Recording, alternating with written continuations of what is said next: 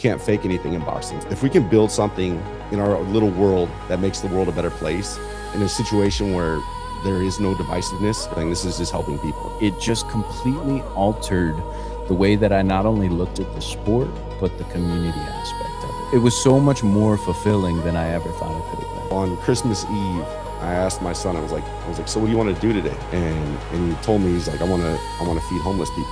I almost look at it like that group of neighborhood kids, like, you know, in our gym, you know what I mean? But we're learning like real life lessons and getting better at this sport. We're all pursuing the same thing. What is it that brought you to boxing then? Like when was that humbling moment? I went from doubting myself to like being like, you know what, I can do this.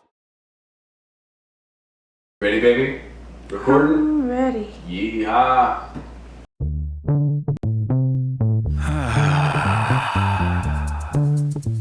Yeah. What's everybody fighting for? Why can't people help people? That's the question. Oh my God, these people helping people!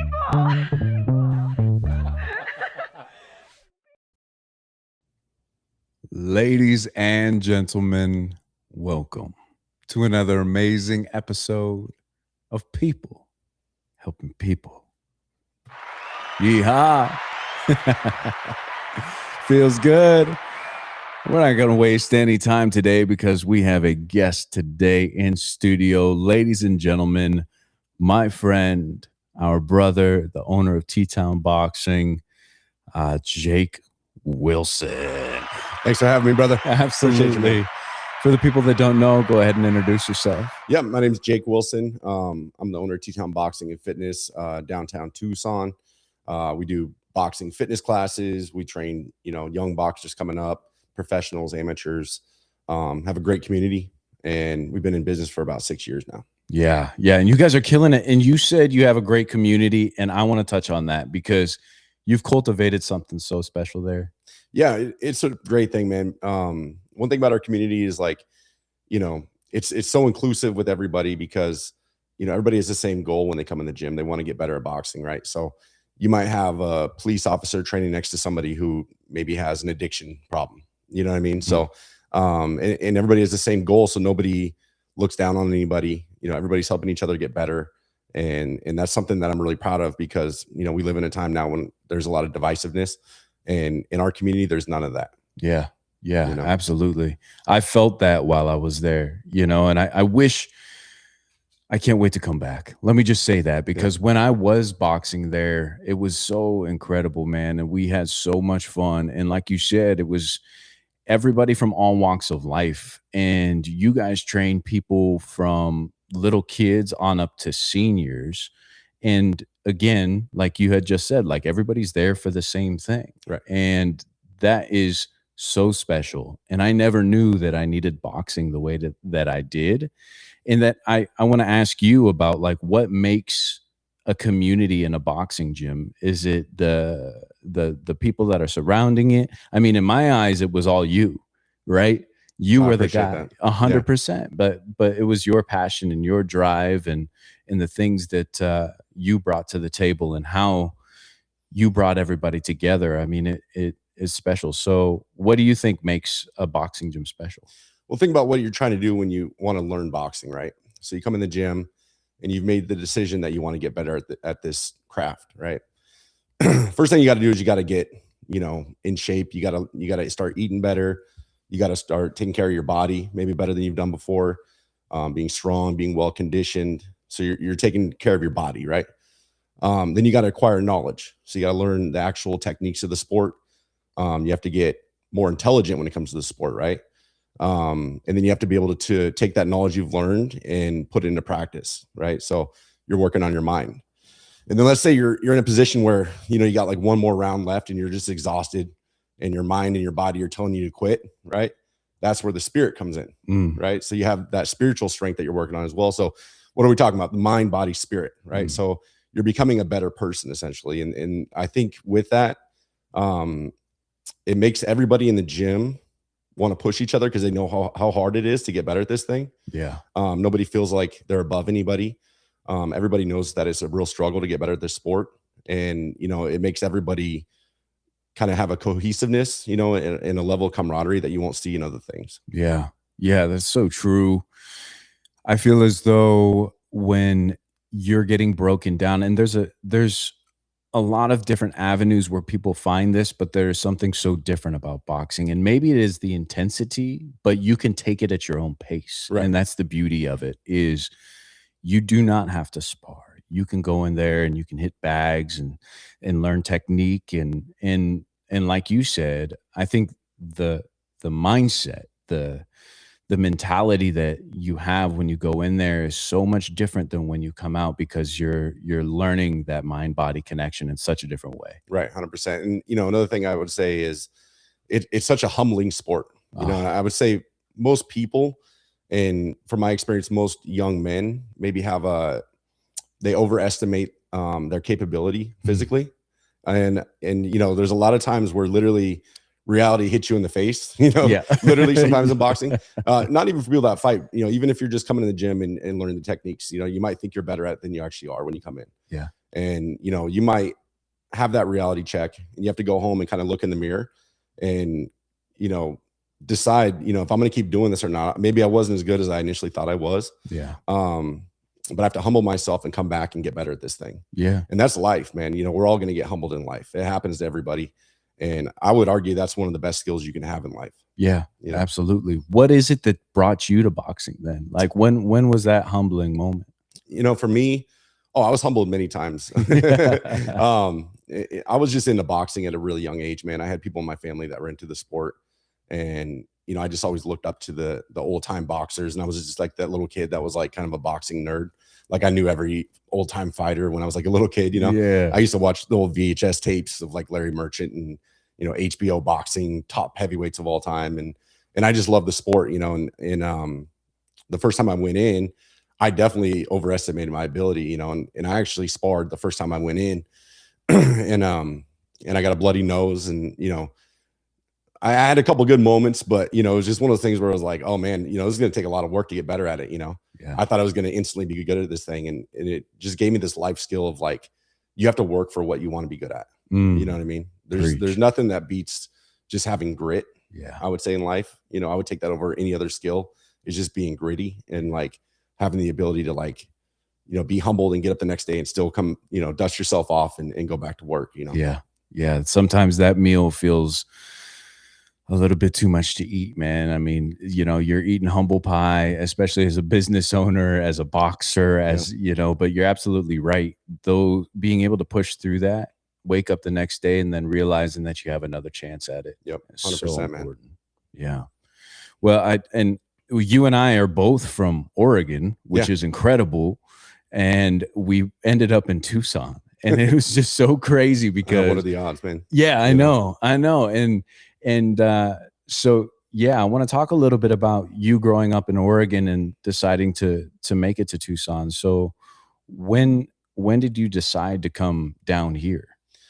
I was 30 years old, and, I was a professional boxer. So I had a couple professional fights, but I kind of knew that that wasn't really the path that I was going to go.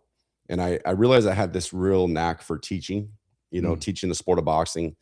And I really had a determination to take that to another level. I didn't feel like the opportunity was there for me in Oregon that it was maybe out here. Just the community out here, I feel like boxing is just a bigger thing. You see a lot more boxing gyms, a lot more interest in the sport. Yeah. Another thing was, back in Oregon, I felt like I just had to kind of get out of that place that I grew up. I've told you before, I've dealt with some drug and alcohol issues. I'm 12 years clean and sober now. Congratulations. Oh, Hold on just a second, bro. God dang. That's huge. And I actually, I got sober when I moved out here. Just living back home where you grew up, I think for anybody, it can be a difficult thing. Like you have a lot of those negative influences around. A lot of my friends back then, I feel like we were more like drinking buddies than actual friends. Yeah. I still definitely have some close friends that I'm still friends with to this day, but there's just a lot of negative influences, man. And I just felt like for me, it was a fresh start, and, it was something that I had to do to better my life and really build something special like I've done out here. And, looking back, it was the best decision I ever made. I still love Oregon for sure. It's a beautiful place, man. It was just, for me, it was time to move on and create something new. Yeah. Yeah. So what has boxing done for you then? Oh, it's done everything for me. I mean, literally everything in my life I can attribute to the lessons I've learned through boxing and literally making a living off of the sport of boxing. You know what I mean? Teaching people coming up, all these life lessons that I really learned the hard way. I feel like I can help people kind of like skip a lot of the steps I had to go through in life. Yeah. Just having the experience and pass that along to younger people. But yeah, I mean, for one, when I was in my early 20s, and because I played, like small college football, and during that time, I really got into like partying on the weekends and drinking a lot. And Guilty. yeah, so it was just one of those things that throughout my 20s, it really escalated to a point where it reached like a dark point. You know what I mean? Yeah. Where it was like, it wasn't a party anymore. It was just, me having this real issue with drugs and alcohol. And it was something that I really struggled with. When I went back into boxing, because I did box as a kid, but I went back into boxing in like my early 20s. It kind of gave me something to shoot for. Like there's a quote from an old trainer. His name was Ray Arcel. And he said, the best thing about boxing isn't necessarily that you reach your dream. It's that you can dream. Ooh, you know what I mean? It gives you something to dream for. And having that dream, it gave me kind of like a platform and something I could build off of that gave me some discipline and like a real direction in my life. And that was a beautiful thing, because without that, I don't know if I'd really had anything to look forward to necessarily. I didn't know what I wanted to do with career wise. School wasn't my thing. I didn't really have any like, direction with education, nothing like that. So boxing became something that I could kind of like use to catapult myself and build something. Yeah. Gosh, that's so good. And I feel as though people finding their lanes can be so tough. And it brings me to the question, like, who is boxing for? I think boxing literally can be for anybody. It depends on what you want to do with it. A lot of people come in, they want to get in shape and they want to maybe learn the technique. They have no aspirations of actually fighting. And that's the majority of the people that we train. And boxing is great for them because, a lot of these workout methods that people use, like it's not for everybody. They might not want to do like a CrossFit or, use machines and like do the treadmill every day, stuff like that. Like they want to learn something and get better at something while they're working out. Yeah. And these same lessons that you learn being a fighter, you can learn from just learning the training aspect of boxing. Yeah. Without actually getting hit ever, So, once I learned that I could help people, not necessarily just fighters, but just the average person that wants to get in shape and use these lessons that I've learned, it really changed my life because I realized it's for everybody. You know what I mean? Yeah, it really is.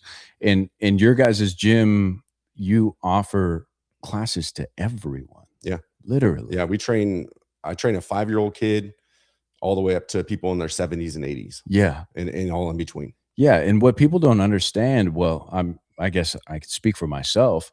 I didn't realize how much of a team sport it was. Yeah. Like to learn how to train somebody, like holding the mitts, that's just as much a skill as boxing itself. Yeah. And as much of a workout. 100%. Yeah, no, boxing is a team sport because without a training partner, what do you have, right? Yeah. You have to have somebody to box, right? You need Yeah. a dance partner, essentially, right? And that's one of the cool things I think that builds camaraderie in our gym is like, everybody knows they have to help each other get better. Yeah. You can't do this by yourself. And having that good training partner, and in a class, you have somebody you like working out with, so bring a friend with you or whatever, right? That makes the whole experience so much better. Yeah. And it was so unexpected when I first went in there. I had been talking about boxing for a long time, and I know that we've talked about this stuff at length because we've had long podcasts and discussions between you and I, but I've been talking about going into a boxing gym for so many years. And then Kayla looked at me one day and she's like, hey, you want to try out boxing? And I'm like, oh, you didn't just say that. Right. I was like, that's the little push that I needed Yes. in order to step in there. And we did. And we went in, and, your nerves are there a little bit because I'd been putting it off for 20 years. Right. And it just completely altered the way that I not only looked at the sport, but the community aspect of it. Like 100%. it was just so much. It was so much more fulfilling than I ever thought it could have been. Yeah. And everybody has that fear when they come in, right? Because you don't know what to expect. You know, a lot of the old school boxing gyms, you come in, they throw you right into sparring. That's what I thought it was going to be. So I you was don't like, know here what to we expect, go. you know, and people come in our gym and they realize it's not as scary as they thought it was going to be. Yeah. You know, we have a great community. Everybody's helping each other out, and we're not going to throw you in there in a dangerous situation. We're going to help you get better at the sport. You know, we're going to build over time. Yeah. Yeah. And you guys do that. You guys do it in such a great way too. Tell me about your guys' schedule. So if people want to get involved, like what does the T-Town scheduling look like? So we have morning classes every day at 7:30 a.m. And that's during the week. We just recently added a Tuesday, Thursday, 8:30 a.m. class. Nice. And it's called the impact wrap. So it's actually a sensor that's on the heavy bag, and it tracks your workout on the heavy bag. So it'll tell you how hard you're hitting, how many punches you're throwing throughout the round. Whoa. And it gives you an impact score.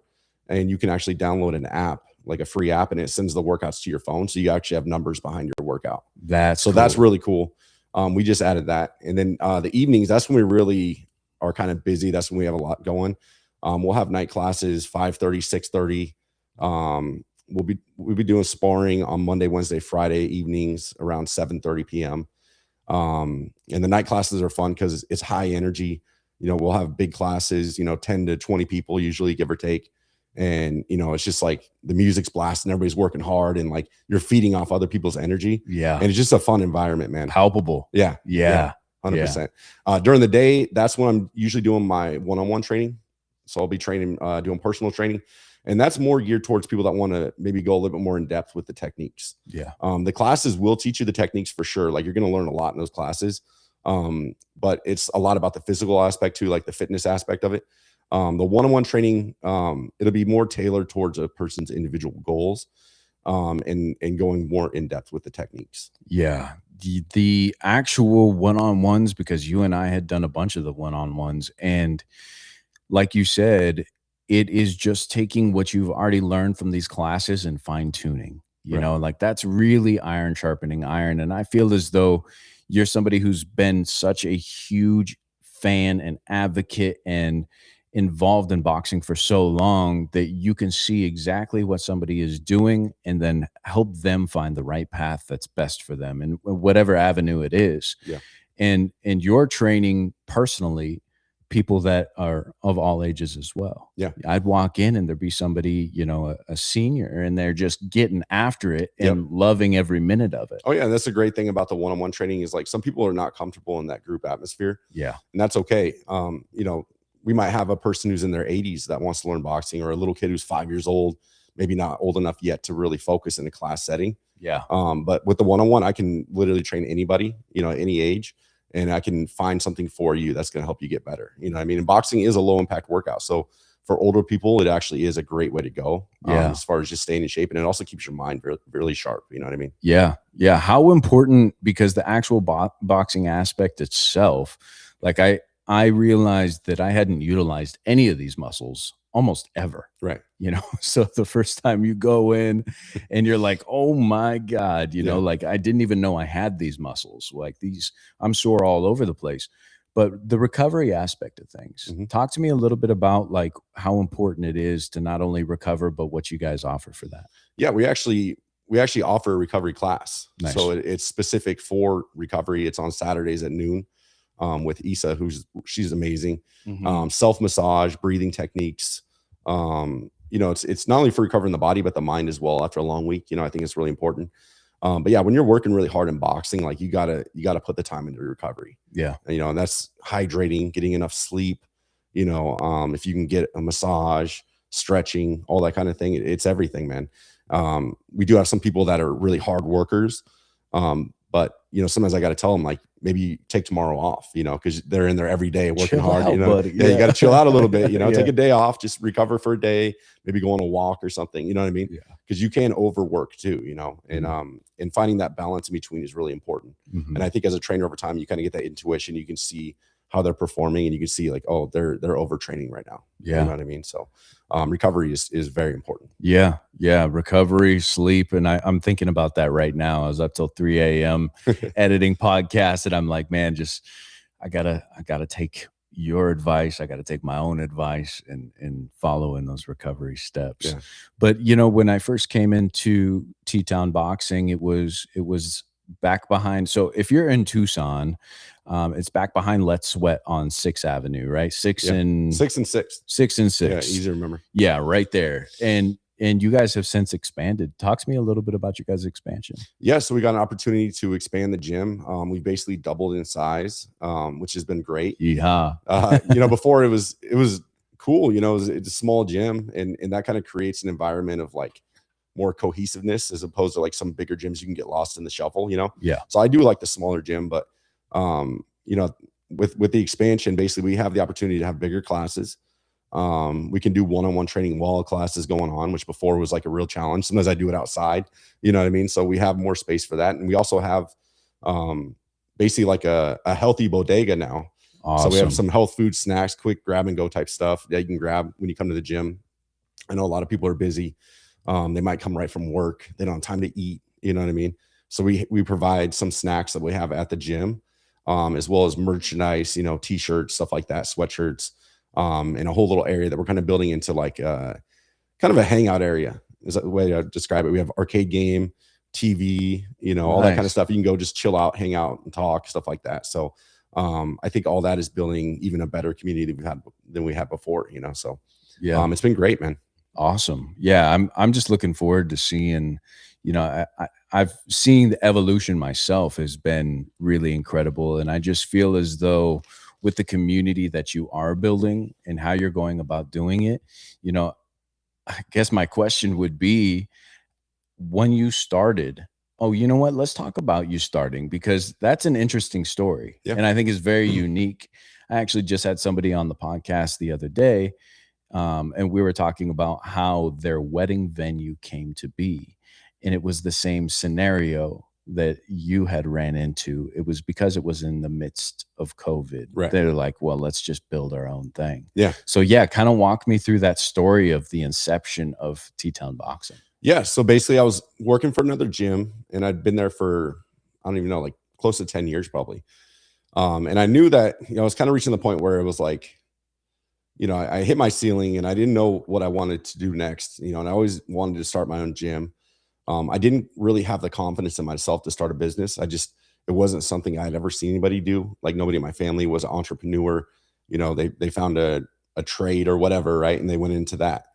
So it was kind of a foreign thing to me, and I was nervous about it because I have a kid, and when you start a business, nothing's guaranteed. Yeah. So and then COVID happens. So, because of COVID, the gyms closed down for a period of time.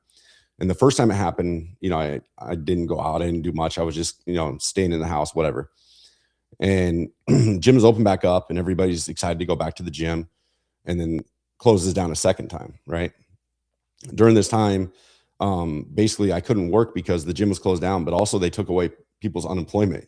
So it was like a situation where like you couldn't work or make any money off unemployment. Right. Yeah. So I was like, I need to start hustling basically, and I was doing stuff at the park. I was at Reed Park, and it was like summertime, like 100-something degrees, and I was doing early morning classes, and I had like a small, maybe a handful of people, 5 people coming, something like that. And then people started seeing what I was doing, and, expanded a little bit, maybe 10 people, then 20.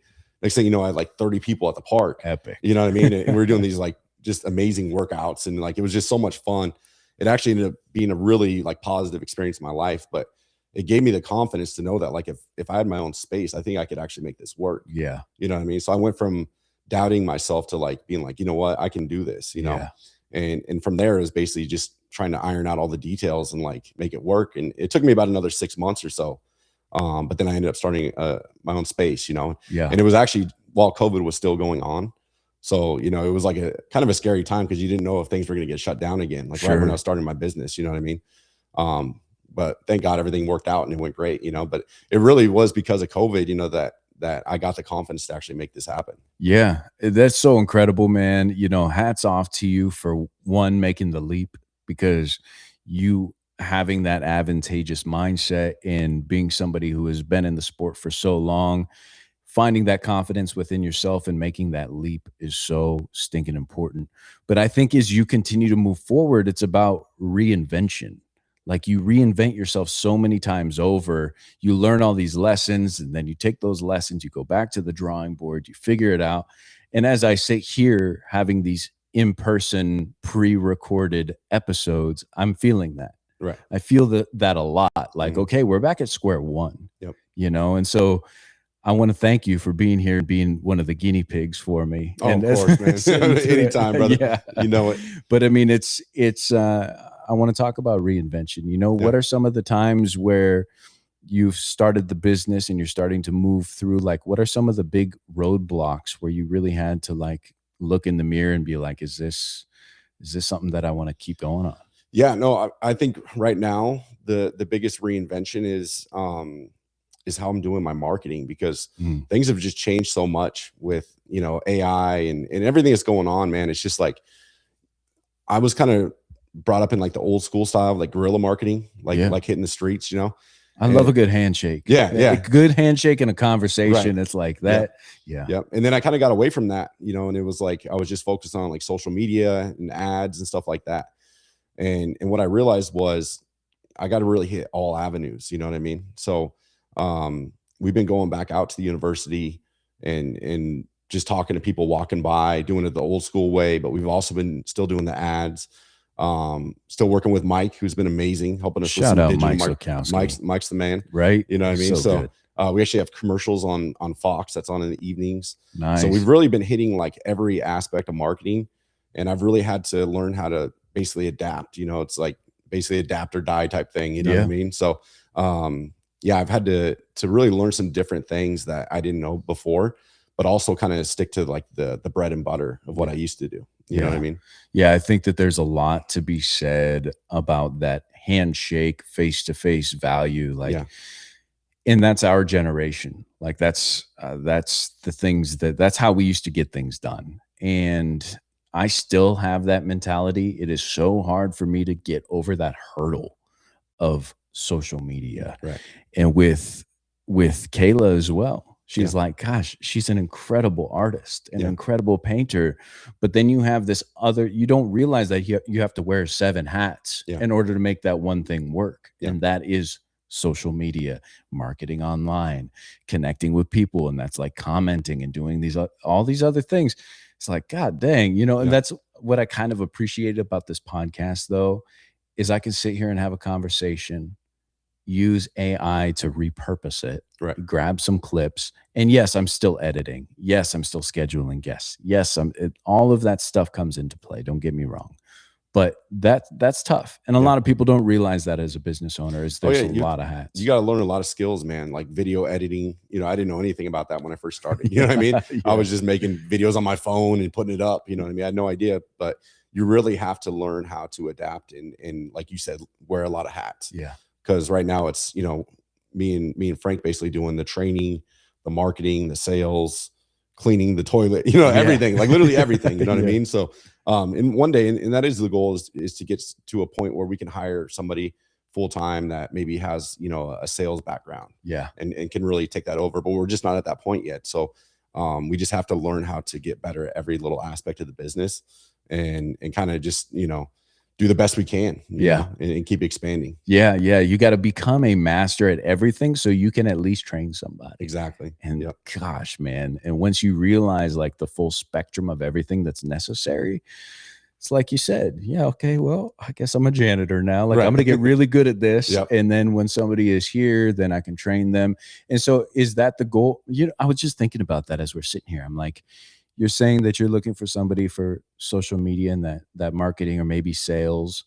Like, what if we all came together to find one person that had like an umbrella for all of us? Right. You know, I love that idea. Yeah. Yeah. Because I feel like everybody has something to add and we could probably help each other out pretty well. No kidding. You know what I mean? Yeah. Maybe that's something that we could talk about, because I'm sure that you have a lot of students that roll through there. Yeah.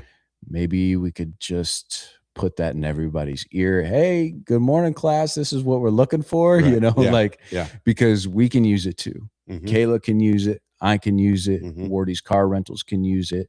Your guys' spot can use it. You know, I've got a bunch of people that are running nonprofits around here that could use it. So, I mean, if you're out there in Tucson, whichever camera we're looking at here, and you do social media management and like to work one-on-one with people, because like we had said, we're kind of old school. We want to sit down and talk. you know, give you or 2 cents, and if you run with it and it works, then yeah, it'd be great. That'd be great. Figure something out. Yeah. Yeah. I love the idea. Yeah. Well, I kind of want to pivot a little bit because the world that we're living in is very, very divided, and so many senses of the word divided, right? And Yeah. and there was yesterday watching the Super Bowl, I think I noticed that there was so much divisiveness just in what halftime show was being played. Like it seemed like this huge, like this way of the media saying, "Hey, we are divided. Yeah. Let me tell you why you should be mad." And they split us all apart by having 2 different Super Bowl shows or Right. halftime shows, right? That to me was absurd. Like, who cared? I don't, you know, shout out to Bad Bunny, he killed it, you know, and who knows about Kid Rock's performance too. I'm sure he killed it. But the fact of the matter is that that's going out to the masses. Yeah. And it is keeping people in a place where they don't want to communicate with others. And if they do, and they have opposing views, then all of a sudden they can't be around each other anymore. Right. And I think that we come from a time where we could have opposing views and still be best friends or brothers or family. Yeah. My grandpa actually, I remember his best friend had opposing political views. Right. And I remember as a kid, I would listen, they would have conversations and they would go back and forth arguing about politics. Right. And they'd have, 5-10 minute conversation.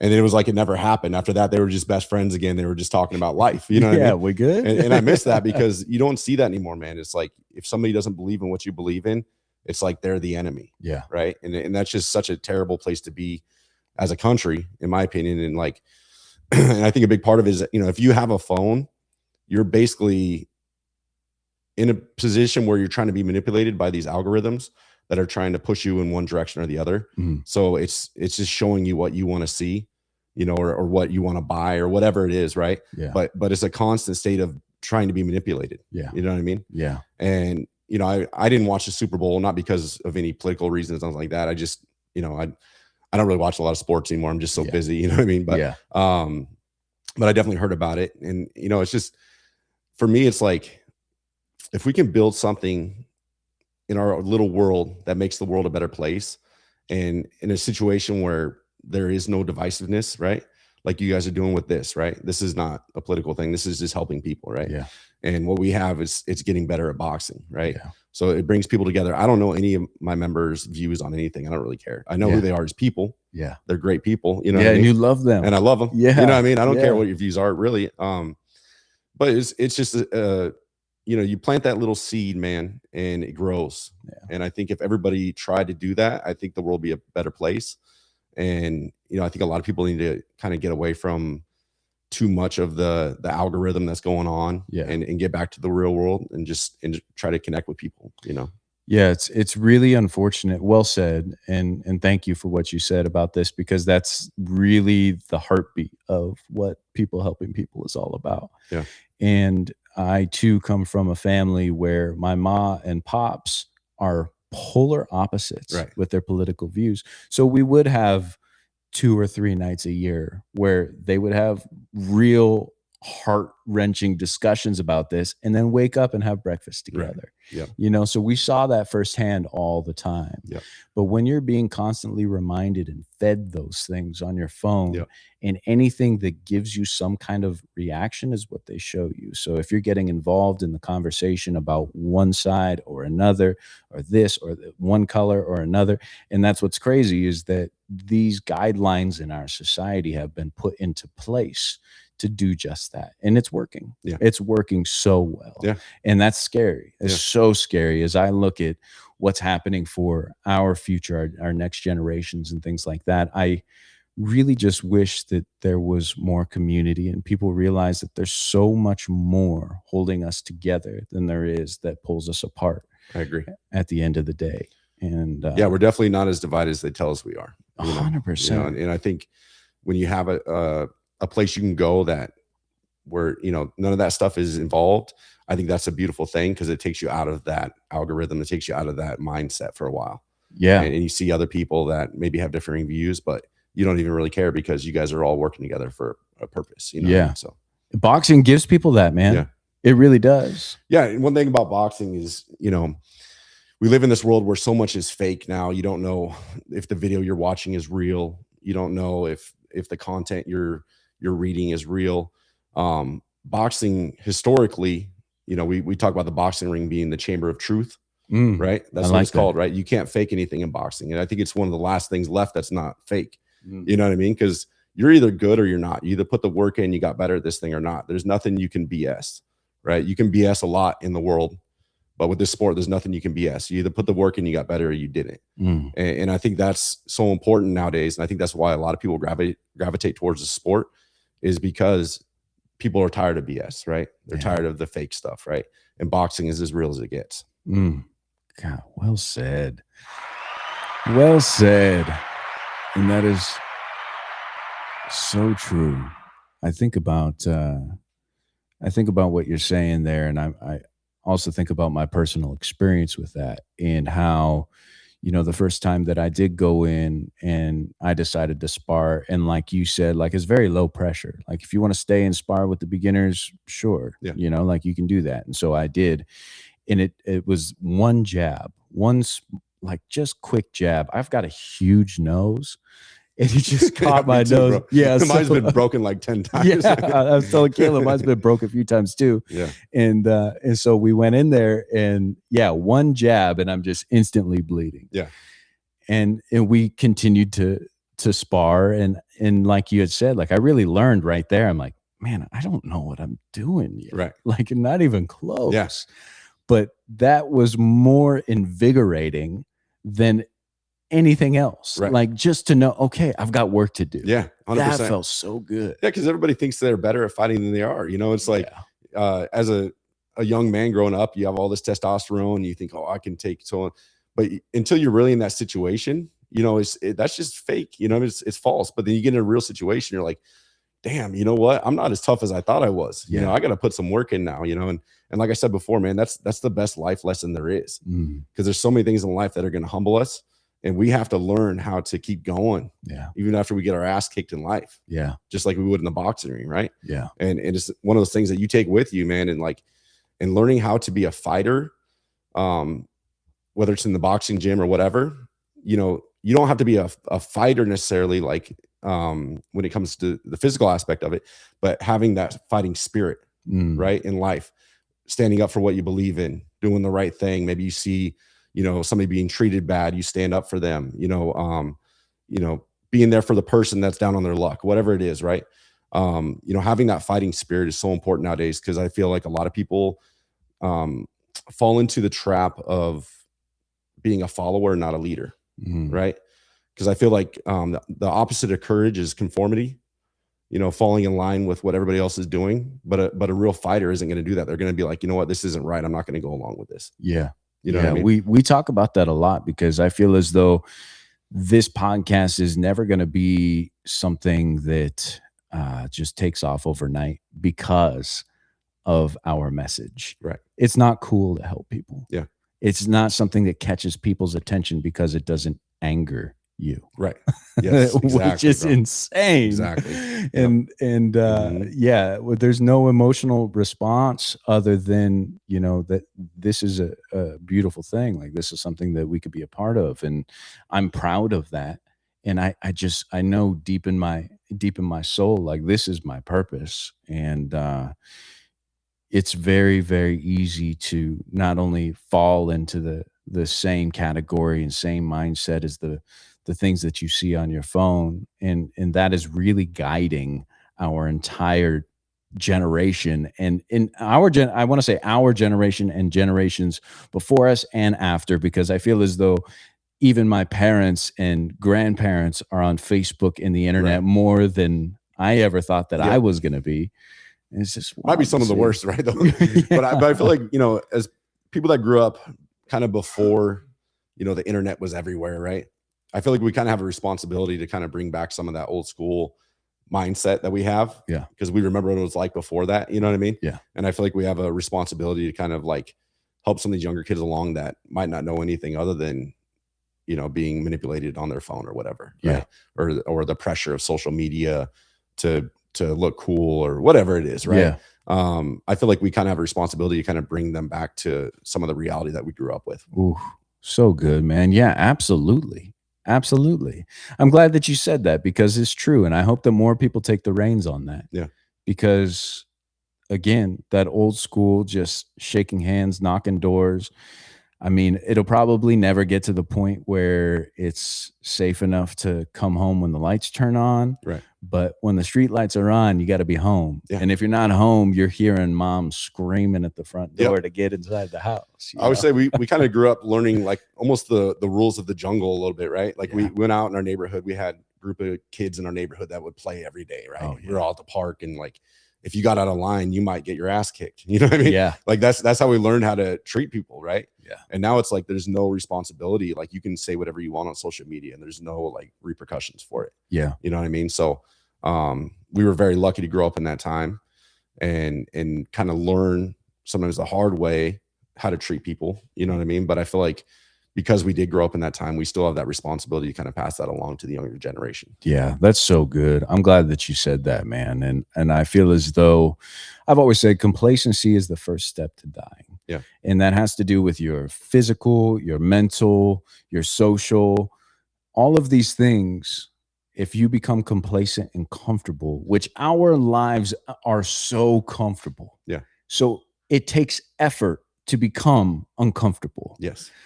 And I hope that anybody who feels as though they need to get active, they're looking for community, they want camaraderie. And I just hope that anybody in that type of situation tries boxing. If you're in the Tucson area, I hope that you go to T-Town Boxing and give it a go, because that's so necessary. Right? It is 100%, man. And you know, it kind of is like that old school, like I almost look at it like that group of neighborhood kids, like, you know, in our gym, you know what I mean? You know, we have our little pecking order, you know what I mean? We all get along, but we have our little moments, whatever. Right. But we're learning like real life lessons and getting better at this sport. We're all pursuing the same thing. You know what I mean? And it builds this really cool little community, man. That like almost feel like I'm outside of the trap of like all the bullshit that's going on in the world. You know what I mean? Yeah. It's like our own little reality, man. And it's a beautiful thing because there is none of that, you know? That's so good. So what are some of your favorite moments from the gym? When you're talking about that, I get excited and I think about my childhood. Right. And I'm curious, like those highlights. Man, you know, there's so many of them. You know, obviously when we first started, we did really well right off the bat, man. We had some good fighters that came in like right off the bat. It was almost like meant to be. You know, I trained some really good professional fighters. I've had people, you know, I've had people lose over 100 pounds. Wow. You know, like just change their life completely. I've had people tell me that, you know, this has been huge for their mental health. Yeah. You know, help them, you know, stay away from just dangerous things, whether it was drugs or even like, you know, suicidal thoughts and stuff like that. I've had people tell me that, you know, which is beautiful. Yeah. I feel like, you know, our women's boxing program has been awesome. It kind of empowers women, you know what I mean? And seeing women's boxing grow within our gym as well has been an amazing thing to see. There's so many great moments I can't even count, man. I'm really blessed, you know. Yeah. Sometimes I got to remember how lucky I am because like over time, you know, it starts to feel like a job sometimes. Yeah. And I have to sit back and remind myself like I'm doing what I would do for free. You know what I mean? So this isn't, I mean, it is a job, but at the same time, like I love doing what I'm doing. You know what I mean? Yeah. And I'm so lucky to be doing this stuff, you know, and, you know, it's been a great experience, man. I'm really blessed. Yeah. Yeah. I feel as though sometimes us business owners, cause I get stuck in the monotony too. Yeah. Right. That day to day. And one thing that I found recently, and Kayla's probably just going to beat me over the head because I sound like a broken record, but I have introduced myself to a relationship with God for the first time in my life. Yeah. Like just said, you know what? I don't know what this is, but here's my hand. Yep. You know, I'm here to be your vessel. But the thing is the monotony. So that has helped me kind of like pull myself out of that and really like give some thanks for the things How that have are you felt around me. when that happened? Have you felt better in general? All my prayers have been answered. Yeah. Like Yeah. that. Yeah. Can I tell you a crazy story? So my mom passed away last year, and it was like, you know, the hardest thing. Like, I feel like any person that loses, especially your mother, I'm sorry, man. it's, you know, I appreciate that. Thank you. You know, I feel like you're a different person. It's like pre that and then post that. You know what I mean? And, you know, I have a son, he's 10 years old, and like, I never really pushed him towards like religion or anything like that, you know? And he took it hard because he was close with my mom. And I started praying every night, you know, and part of my prayer was always like, I want him to find God, right? I want him to find, you know, spiritual, you know, growth and some guidance in his life, you know? So it was part of my prayer every night. And I was at the gym one day, and he was at his mom's house, and his mom called me, and she's like, Dylan isn't here. I don't know where he is. Whoa. And so obviously I left the gym. I'm driving back. We're going to go look for him. I'm about to call the police, you know, and it was scary. Terrifying. Never done that before. So I'm on the way, and I get a phone call from his mom, and she told me that because there's a Catholic church right next to the house. He left the house and went to the church and was telling them that his grandma passed away. Whoa. And this is like after praying, you know, every night that he would find God in his life. And, you know, it was the most miraculous thing. Like, I really felt like it was like my prayers being answered. And so ever since then, I'm in the same journey that you're on right now. You know what I mean? And I feel like my son is like my little conscience. Yeah. Like, he keeps me accountable. You know what I mean? Like, if I get mad and cuss or whatever, like, he's like, Daddy, you know, you shouldn't say that, you know, like you're right, buddy. You know, yeah. He's like, Daddy, I want you reading the Bible. You know what I mean? Wow. And he keeps me accountable. Wow. And he's just the best kid ever, man. He's a blessing. But, you know, it was really just so obvious that it was a prayer answered, that there's no way I could ignore it and not go on that journey. Yeah. Of spiritual growth. God, that is a beautiful story, man. And I'm so glad that you found that too. Yeah. And I was going to say that, you know, us figuring out figuring out our lane and figuring out the things that do give us the light and do let us be in service of others and finding our purpose in that. Yeah, it can be easy to take for granted, but it feels so much better when you have something to pray to. And yeah, and I'll say this too, man. Like, so on Christmas Eve, I asked my son, I was like, so what do you want to do today? You know what I mean? I didn't really have any plans, nothing like that. And he told me, he's like, I want to feed homeless people. Wow. So we went around, and, you know, we got some food and stuff like that. And we just went around and hit the streets, man. And like, it was probably the best feeling I've ever had in my life, because, you know, there's all these people that you see when you're driving by, you ignore, and conversating with them and seeing the humanity in them and seeing them light up and, you know, just feel like somebody cares about them.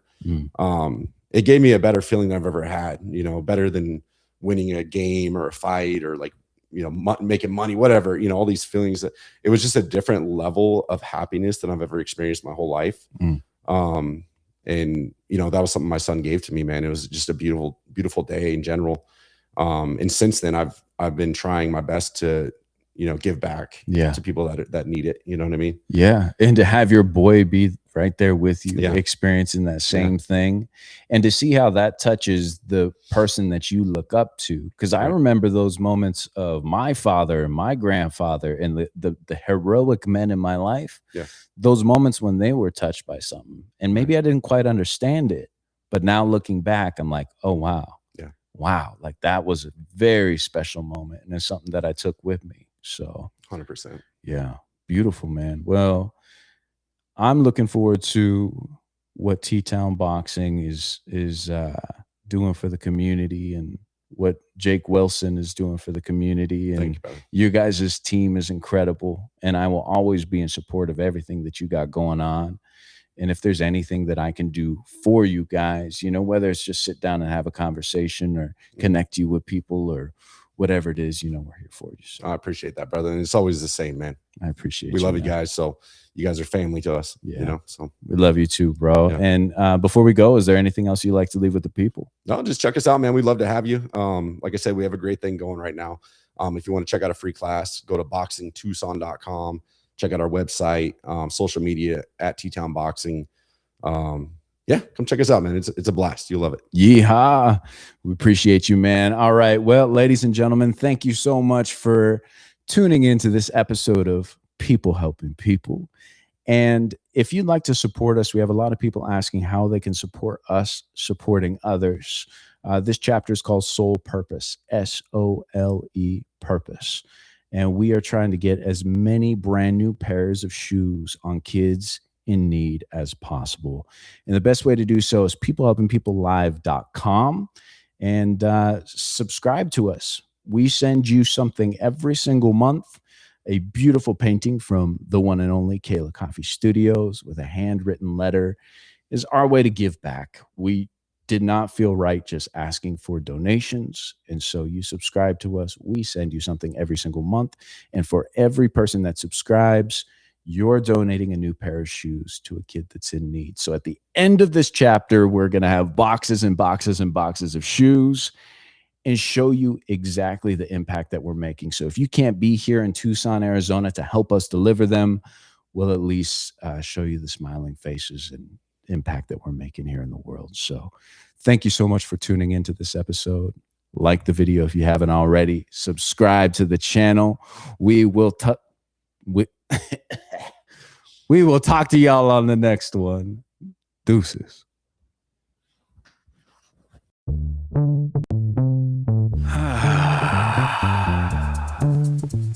Yeah. What's everybody fighting for? Why can't people help people? That's the question.